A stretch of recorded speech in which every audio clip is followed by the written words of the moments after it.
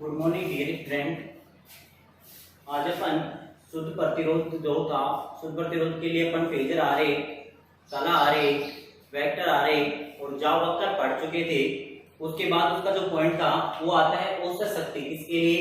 शुद्ध प्रतिरोध के लिए, शुद्ध प्रतिरोध परिपथ के लिए आती है अपनी औसत शक्ति। औसत शक्ति क्या होती है, किसे कहते हैं, कैसे निकालते हैं, इसकी बात अपन करते हैं। कि हम जानते हैं क्या कि प्रत्यावर्ती धारा व प्रत्यावर्ती ऊर्जा के तात्कालिक मान के गुणनफल को औसत शक्ति कहते हैं। प्रत्यावर्ती धारा, अब प्रत्यावर्ती धारा अपने पास क्या थी?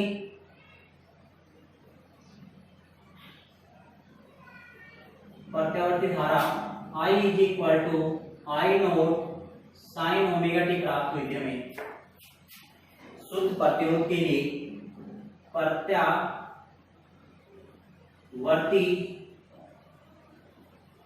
ऊर्जा V बराबर V naught sine omega T हमें प्राप्त हुई थी। ये हमारे पास तात्कालिक मान है प्रत्यावर्ती धारा और प्रत्यावर्ती ऊर्जा का। औसत शक्ति किसे कहते हैं कि प्रत्यावर्ती धारा व प्रत्यावर्ती ऊर्जा के तात्कालिक मान के गुणनफल को औसत शक्ति कहते हैं। यानी P is equal to I into V। I और V का मान हमारे पास है, अतः P is equal to I naught sine omega T V naught sine omega T. P बराबर I naught V naught sine square omega T होता है। हम जानते हैं कि ओम के नियम से, कि ओम का नियम ये कहता है हमें कि V is equal to I R होता है। तो हम इसे V नोट के लिए निकालेंगे। V naught is equal to I naught R भी कह सकते हैं। ये किसके लिए है? ओम का नियम। यदि हम V नोट का मान ध्यान रखते हैं तो हमारे पास प्राप्त होता है कि P is equal to I naught R sine square omega T. P is equal to I naught का square R sine square omega T. हम औसत शक्ति की बात करें, औसत शक्ति के लिए तो हम कह सकते हैं कि Pm is equal to medium से, यानी कैसे P से व्यक्त करते हैं या औसत को हम ये भी निशान लगाते हैं, इससे भी व्यक्त करते हैं। तो हम Pm कह रहे हैं इसे औसत शक्ति को। तो आई नोट का square R sine square omega T, यानी इसका बार भी हम व्यक्त कर सकते हैं। ये औसत शक्ति का होता है। एक चक्र के लिए बात करें, लो Pm is equal to integration 0 से t तक आई नोट का square R sine square omega T भी कह सकते हैं। Pm is equal to I naught square R बाहर आ जाएगा 0 से t तक साइन स्क्वायर ओमेगा टी। यानी इसका जो मान होता है अपने पास औसत का मान, इसका मान किस प्रकार हम प्राप्त करते हैं वो एक छोटा सा फॉर्म में अपन देखते हैं। कि वैसे तो हम ये कह सकते हैं कि साइन स्क्वायर ओमेगा टी का जो मान होता है, बार का मान जो होता है एक चक्कर के लिए होता है 1/2 होता है। कैसे आता है 1/2? इस प्रकार निकालते हैं। एक बार मैं पूरा समझाता हूं इसको कि इसका बार का मतलब होता है साइन स्क्वायर ओमेगा टी। बार का मतलब होता है कि sine square omega T dt by dt एक चक्कर के लिए निकालते हैं पूरे। ये जो मान आता है अपने किसके लिए आता है? एक चक्कर के लिए प्राप्त करते हैं अपन। अब यहाँ से इसका मान किस प्रकार हम प्राप्त करते हैं वो देखते हैं। बाकी हम हर चीज में निकालना है, याद रखना है सीधा कि साइन स्क्वायर ओमेगा टी का मान 1/2 होता है, कोस स्क्वायर ओमेगा टी का मान कितना होता है? 1/2 होता है। पर कैसे आता है एक बार आपको समझा देता हूं मैं। ये इंटीग्रेशन 0 से t तक sign square omega T dt, dt का कितना हो जाएगा? t हो जाएगा 0 से t तक, 0 से t तक sign square omega T dt बटे t माइनस 0, या हम कह सकते हैं 1/t इंटीग्रेशन 0 से t तक sign square omega T dt। एक सूत्र होता है अपने पास मैथ में कि sine theta, sine square theta is equal to होता है अपने पास 1 minus cos square cos 2 theta बटे 2। cos 2 थीटा बटे 2, यानी एक सूत्र होता है अपने पास ये। इसी सूत्र से हम इसका मान यदि ज्ञात करें तो इसका मान हमारे पास क्या होगा वो देखते हैं कि sin square omega t is equal to 1 minus cos 2 omega t बटे में 2 ओमेगा t बटे में 2, यानी किसका होता है ये, किसका होता है, sin स्क्वायर का मान होता है। किसका होता है, sin स्क्वायर का। sin स्क्वायर का जो मान होता है वो कितना होता है,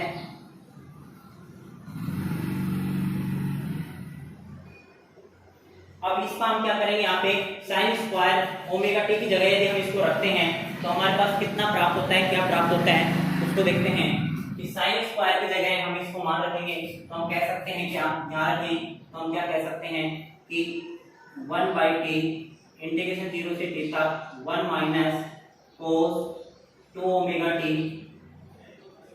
बटे 2 इनटू में क्या है बेटा dt, इनटू में क्या है dt है, 2 बाहर आ जाएगा 1/2t इंटीग्रेशन 0 से t तक 0 से t तक 1 minus cos 2 omega t dt।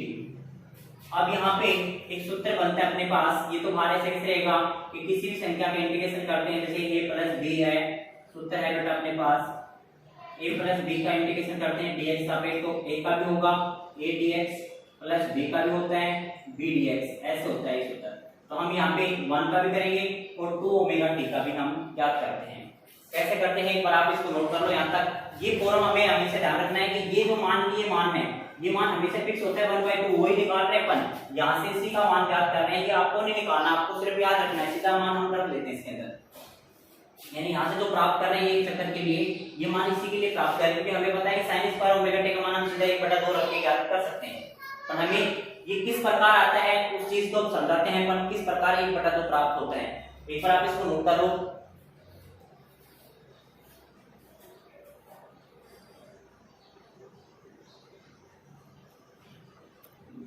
जैसे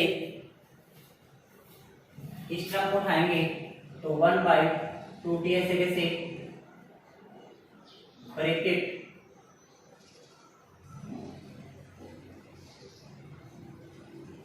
1 का करेंगे इंटीग्रेशन 0 से t तक dt माइनस 1 को dt से मल्टीप्लाई करेंगे तो कितना आ जाएगा, माइनस है माइनस 12 दिया, 0 से t तक किसका करेंगे cos 2 ओमेगा t dt। अब t का हमें पता है कि t का सीधा क्या हो जाता है 1/2t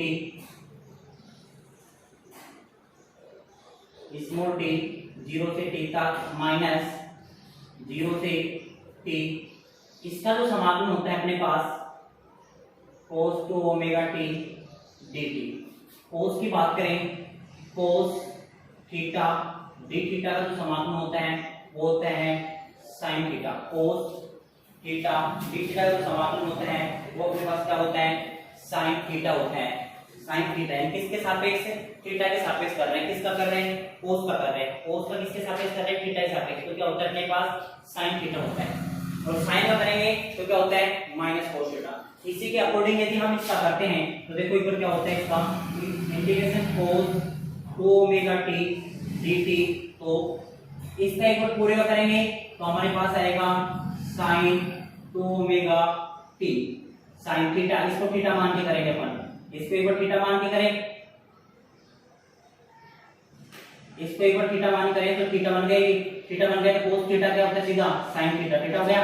अब इसका दोबारा होता है 2 ओमेगा t का, यानी 2 ओमेगा t का dt के सापेक्ष दोबारा होता है अपने पास dt, dt से dt कैंसिल, अपने पास सिर्फ क्या बचता है इसका t के सापेक्ष दोबारा होता है ये dt है, तो ऊपर नीचे क्या होता है ये dt के सापेक्ष होता है, dt के सापेक्ष यदि इसको दोबारा करेंगे अपन तो इसका तो क्या होता है dt से t का करेंगे तो कितना बचता है इसके बटे में, दोबारा करने पर ओमेगा आता है, दोबारा करने पर ओमेगा 2 लगा हुआ है तो ये 2 ओमेगा, यानी t का तो हो जाता है, t का क्या हो जाएगा इसका आउटर हो जाएगा, तो बच क्या जाएगा अपने पास 2 ओमेगा, यानी एक बार तो इसको थीटा मान करते हैं तो 2 ओमेगा t आता है, और यदि 2 ओमेगा t का दोबारा करते हैं समाकलन, 2 ओमेगा t का दोबारा समाकलन करते हैं तो हमेशा t का सापेक्ष है, किसके सापेक्ष कर रहे हैं t के सापेक्ष, तो t के सापेक्ष t तो आएगा नहीं, बाकी बची राशि किसमें आती है उसके बटे में दोबारा करते हैं तो यानी इसका मान हमारे पास बचा sin 2 omega t by omega, तो हम यहाँ रख सकते हैं बेटा, तो क्या बनेगा, इसकी प्रॉब्लम में बता रहे थे कुछ बच्चे अक्सर ये समझ में नहीं आया कि ये 2 ओमेगा टी दोबारा n ओमेगा कहां से आता है। ये इस प्रकार आता है कि इसको एक बार थीटा मान करेंगे तो cos थीटा का d थीटा यानी d थीटा हिसाब से क्या होता है sin थीटा, तो ये तो सीधा एक बार sin थीटा हो गया। फिर 2 ओमेगा टी dt का दोबारा करते हैं तो t का तो हो जाता है, बस क्या रहेगा 2 ओमेगा किस में आ जाता है, इसके बटे में आ जाता है, 2 ओमेगा इसके बटे में आ जाता है। 2 ओमेगा है तो 2 ओमेगा आ जाएगा, ओमेगा है तो ओमेगा आ जाएगा, जो भी है ये मान लीजिए यहां रखते हैं तो अपने पास बनता है 1/2t upper limit minus lower limit t minus 0 minus integration होगा अपने पास sin 2 ओमेगा t बटे में 2 ओमेगा 0 से t तक 1/2t t माइनस 1/2 ओमेगा बाहर आ गया sin 2 ओमेगा t 0 से t तक, sin 2 ओमेगा t 0 से t तक। फिर हम इसके upper limit minus lower limit मान रखते हैं, तो मान रखने में मान कितना प्राप्त होता है हमें,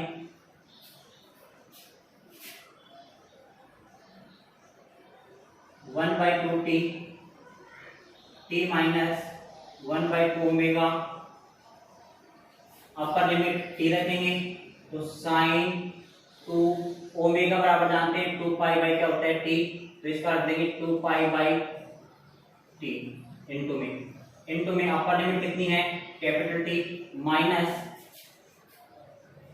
sin 2 इनटू में 2 पाई बाई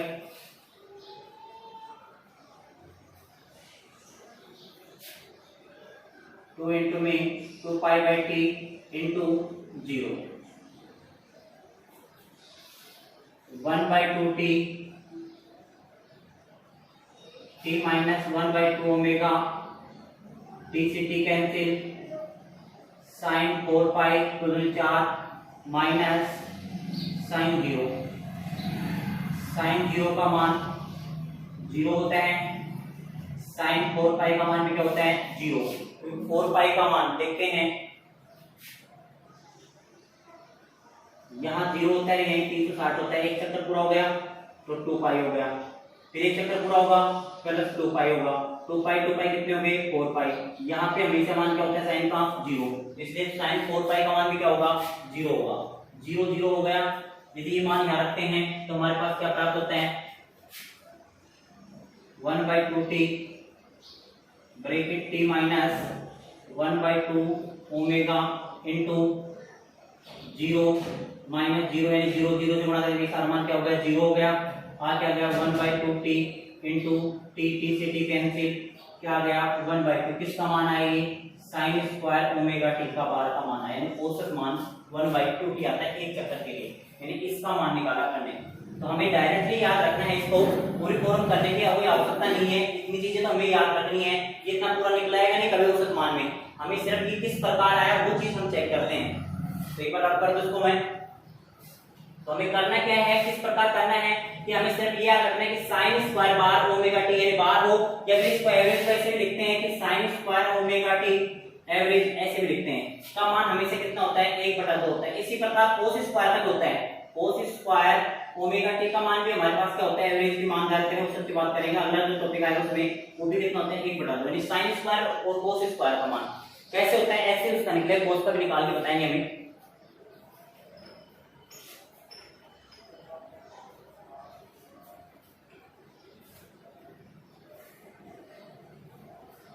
तो हम डायरेक्ट कह सकते हैं कि Pm औसत शक्ति के बराबर I नोट का square R sign square omega T का बार हो गया। हम जानते हैं निकाल लिया कि sine square omega T is equal to 1/2, bar का मान कितना होता है 1/2। हमें ये चीज आगे सोल्व करने की जरूरत नहीं है, पूरी चीजें यहाँ से ऐसे लिखनी है आपको कि बार करने के बाद सीधा कितना होगा 1/2। हम कह सकते हैं Pm बराबर I note square R into में 1/2, Pm बराबर I note square by R2। हम ये भी कह सकते हैं कि Pm बराबर I नोट का स्क्वायर बाई 2R भी हम कह सकते हैं। अब यहाँ से अतः हम जानते हैं कि IRMS वर्ग माध्य मूल मान आई नोट बाई रूट 2 होता है। यदि मैं दोनों तरफ वर्ग करूं तो हम इसे कह सकते हैं कि आई आर एम एस का square I naught by root 2 का square, I R M S का स्क्वायर आई नोट का स्क्वायर रूट 2 का क्रम कितना हो जाएगा 2 हो जाएगा। तो I naught 2 I naught square by 2 का मान याद रख सकते हैं बेटा, क्या बनेगा औसत शक्ति Pm is equal to I R M S का स्क्वायर आर कह सकते हैं इसे और भी लिख सकते हैं Pm is equal to I R M S into I R M S R. इस चीज को देखते हैं अपन ओम के नियम से V is equal to I R होता है जब वी आर एम एस बराबर I R M S into में आर भी हम इसे कह सकते हैं। तो हम इसका मान यहाँ रखेंगे तो क्या बनेगा अपने पास Pm is equal to I R M S into V R M S. ये भी हम इसे कह सकते हैं कि धारा का वर्गमूल माध्यमान है उल्टा का वर्ग माध्यमूल मान का गुणनफल भी क्या कहलाता है औसत शक्ति कहलाती है। ये भी क्या कहलाती है औसत शक्ति। हमें यानी डायरेक्ट ये चीज हमें याद करनी है। उसका बीच का जो था वो चीज समझाई थी हमें कि साइन स्क्वायर का बार का मान 1/2 किस प्रकार आता है वो आपको नोट करने की आवश्यकता नहीं है। सीधा हम याद रखेंगे साइन स्क्वायर ओमेगा टी का मान कितना होता है 1/2। तो हम इसकी क्या निकल गई औसत शक्ति हमें याद होती है। इसकी क्या प्राप्त होती है बेटा औसत शक्ति। औसत शक्ति के बाद ये तो हो गया अपना शुद्ध प्रतिरोध की बात, शुद्ध प्रतिरोध परिपथ की बात। अब बात करते हैं अपन शुद्ध प्रेरकत्व की बात करते हैं। शुद्ध प्रेरकत्व परिपथ की अपन बात करते हैं कि शुद्ध प्रेरकत्व परिपथ क्या होता है, किस प्रकार प्राप्त होता है हमें।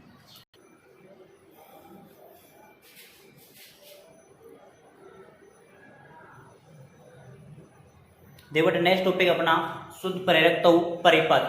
शुद्ध प्रेरकत्व परिपथ जिस प्रकार शुद्ध प्रतिरोध का निकाला था वैसे शुद्ध प्रेरकत्व की बात करते हैं। तो इसका परिपथ की बात करें सबसे पहले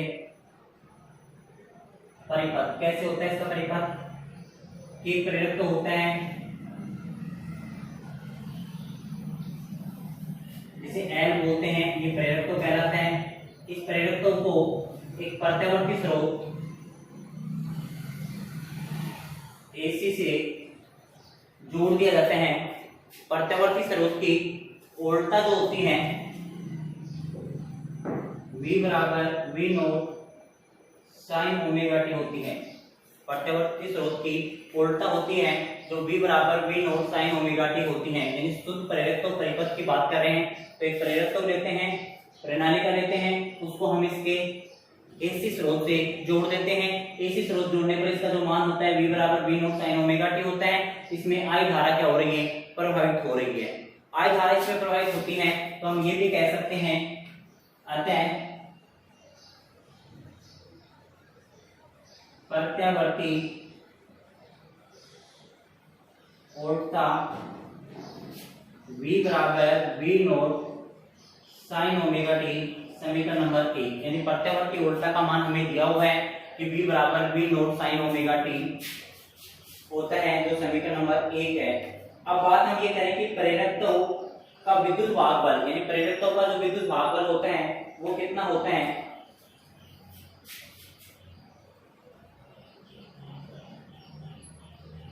का विद्युत वाहक बल जो होता है वो होता है E is equal to minus L D I by D T. ये बात कहाँ से आया अपने पास ही फॉर्मूले की बात करते हैं जो 9 चैप्टर के अंदर होता है जो प्रेरकत्व का विद्युत भाग बल हम याद करते हैं। प्रेरकत्व के लिए विद्युत भाग बल होता है E बराबर सूत्र याद रखना E बराबर एल माइनस एल डी आई अपॉन में डी टी यानी धारा का समय के सापेक्ष से अवकलन।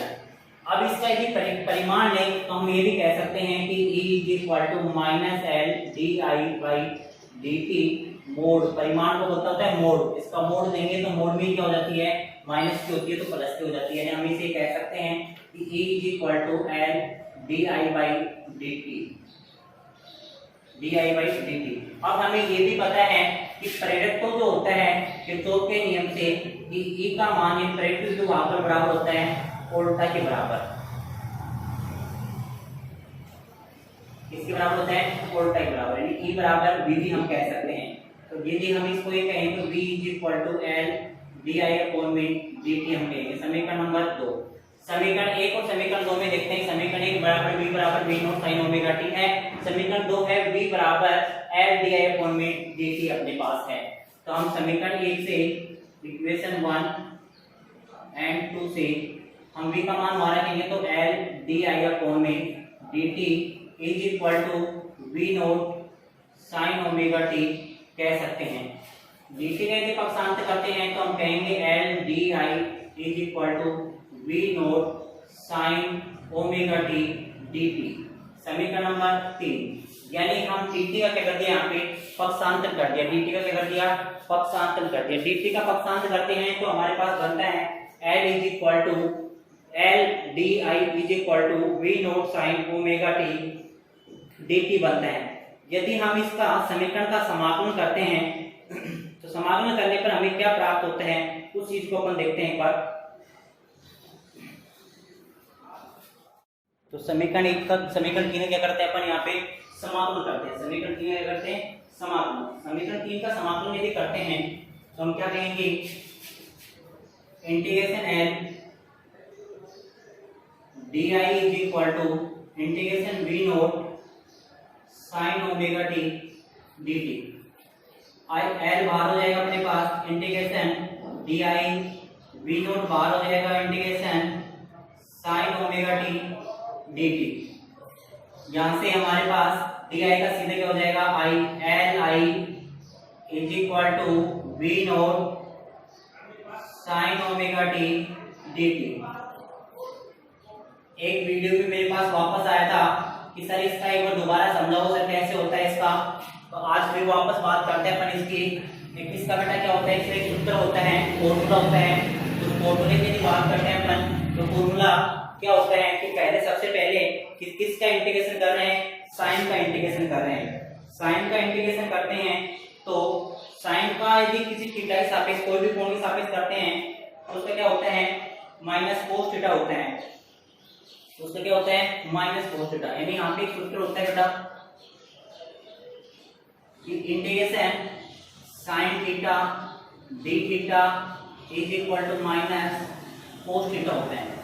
परंतु यहाँ हमारे पास क्या है कि साइन इंटीग्रेशन में है साइन ओमेगा टी dt। अब एक बार ध्यान देना एक बार बेटा, इधर इसको थीटा मान के करते हैं कि साइन थीटा, तो सीधा हमारे पास हो रहा है माइनस कोस थीटा। थीटा इधर क्या लिया अपन ने, ओमेगा टी। यानी एक बार तो इसको थीटा मान के करते हैं तो साइन ओमेगा टी को थीटा मान लिया, ओमेगा टी का मान लिया थीटा। तो साइन थीटा सीधे क्या होता है, माइनस कोस थीटा होता है। तो माइनस कोस थीटा, थीटा इधर क्या लेंगे, ओमेगा टी। अब इस ओमेगा टी का दोबारा, ओमेगा टी dt का दोबारा t के सापेक्ष क्या होता है, अवकलन होता है, समाकलन होता है। t के सापेक्ष क्या होता है, दोबारा समाकलन। तो ये ओमेगा भाई t का तो हो जाएगा, बस क्या गया ओमेगा। ओमेगा कहाँ आ जाता है, इसके बटे में आ जाता है। ओमेगा कहाँ आ जाता है, इसके बटे में। दोबारा जब इस राशि में नहीं होता क्योंकि यहाँ पे तो थीटा है, थीटा सीधा आ जाता है। इसके साथ यदि कोई अन्य राशि होती तो इसका दोबारा क्या होता है, फिर एक बार फिर समाकलन होता। तो यहाँ पे ओमेगा टी dt का दोबारा होता है, ओमेगा टी dt का दोबारा होता है। तो ओमेगा किसमें आ जाता है, भाग में। यदि यहाँ 2 होता तो यहाँ पे क्या आ जाता, 2 आ जाता। तो ये ध्यान रखना है हमें कि t का तो dt के सापेक्ष होगा, बस क्या है ओमेगा, ओमेगा किसमें लगा जाता है, भाग में। समाकलन में हमेशा कहाँ आता है, भाग में आता है। तो हमारे पास जो मान बना वो बना माइनस कोस ओमेगा टी बटे में omega, minus cos omega T बटे में ओमेगा। ये मान यदि हम यहाँ रखते हैं तो हमारे पास बनता है Li = V0 minus cos omega T बटे में ओमेगा, कोस ओमेगा टी बटे में ओमेगा। ओमेगा बाहर आ जाएगा, माइनस बाहर आ जाएगा। Li = माइनस V0 बटे ओमेगा कोस ओमेगा टी लिख सकते हैं। L का पक्षांतर करेंगे तो हमारे पास बनता है I = minus V0 L omega cos omega T. अब फिर हमने 10th क्लास में एक फॉर्मूला पढ़ा था कि sin theta sin 90 degree minus theta बराबर होता है cos थीटा। 10th क्लास में सूत्र था ये अपने पास कि sin 90 degree minus theta cos theta होता है, cos 90 degree minus theta sin theta होता है। इसे हम ये भी लिख सकते हैं कि sin पाई बाय 2 माइनस, अब थीटा कितना अपने पास ओमेगा, हम इसे कह सकते हैं कि cos ओमेगा टी, क्योंकि ये थीटा जो थीटा होता है वही आता है, तो cos omega T. cos omega T का मान रख सकते हैं sin pi by 2 minus omega, यानी cos ओमेगा टी का मान रख सकते हैं इसका sin pi by 2 minus omega. तो हमारे पास बनता है I is equal to minus V naught upon में L omega sin pi by 2 minus omega T. यदि अंदर से माइनस कॉमन होगा तो बाहर क्या हो जाएगा, इसका प्लस हो जाता है। तो माइनस कॉमन लेने पे क्या बनता है देखते हैं फिर वापस। I is equal to minus अंदर कॉमन लिया तो अंदर के तो चिन्ह बदल जाएंगे, बाहर क्या हो जाएगा, प्लस हो जाएगा। तो हम कह सकते हैं minus V naught by L omega minus sine, minus क्या हो गया अपने पास साइन, कोष्टक में चिन्ह बदल गए, ओमेगा टी प्लस का हो गया, पाई बाय 2 किसका हो गया, माइनस का। Minus minus plus I is equal to V naught L omega sine omega T minus pi by 2। अब यहाँ पे अपने पास जो ये है ये मान, यहाँ एल प्रेरक तो है, ओमेगा कोणीय वेग हो गया, इसका जो मान होता है ये मान कहते हैं अपन V naught by L omega is equal to I naught, यानी प्रत्यावर्ती धारा का शिखर मान। प्रत्यावर्ती धारा क्या कहते हैं, शिखर मान। तो हमारे पास बनता है I is equal to I naught sine omega T minus pi by 2 बनता है। ये अपने पास धारा के लिए आ गया और उल्टा के लिए समीकरण नंबर 1 है अपने पास। प्रत्यावर्ती धारा और प्रत्यावर्ती उल्टा दोनों हमारे पास प्राप्त हो गई। अब इन प्रत्यावर्ती धारा और प्रत्यावर्ती उल्टा इन दोनों से हम कला आरेख, फेजर आरेख और क्या प्राप्त करते हैं, से कला आरेख प्राप्त करते हैं, फेजर आरेख प्राप्त करते हैं, जावक्र प्राप्त करते हैं। इनके जो भी मान प्राप्त करेंगे, जैसे शुद्ध प्रतिरोध के लिए याद किया था वैसे ही शुद्ध प्रेरकत्व के लिए याद करते हैं, उसकी बात करेंगे अपन कल के वीडियो में। धन्यवाद।